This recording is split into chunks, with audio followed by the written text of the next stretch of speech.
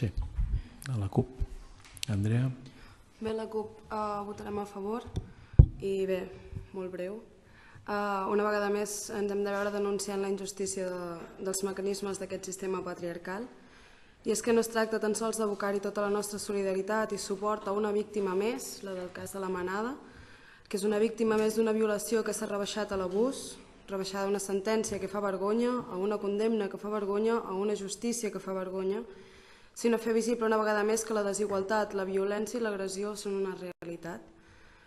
Que la lluita per la igualtat de gènere és una lluita i ho seguirà sent, que avui encara no és normal, sinó tot el contrari, és sobrenatural, i que existeix la idea preconcebuda de la superioritat de l'home sobre la dona, la seva imposició, la realitat de la impunitat masclista. Que no es condemna la discriminació per raons de sexe i que l'arrelament dels rols de gènere a la nostra societat són un problema que cal combatre, que no es tracta d'un conflicte en l'àmbit privat, sinó que es tracta d'un conflicte social. Per aquest motiu creiem que és plenament imprescindible que s'adoptin totes les mesures necessàries de sensibilització, com bé deia la Magalí, prevenció, actuació, formació en perspectiva de gènere.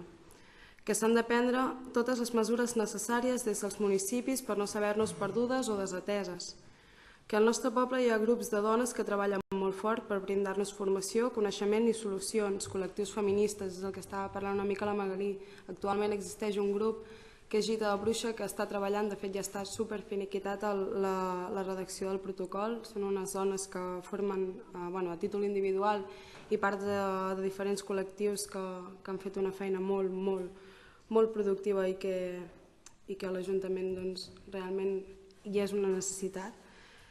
I bé, així també creiem que per les magnituds del nostre poble, per les magnituds de Sant Celoni, és molt necessari i hauria de ser així que l'Ajuntament s'involucrés al 100%, i ja no tan sols per actuar en els casos de violència de gènere, que a vegades atribuïm a focalitzar, ens focalitzem tan sols en això, sinó en totes les tasques que s'haurien de dur a terme per tècniques especialitzades en casos de prevenció i formació.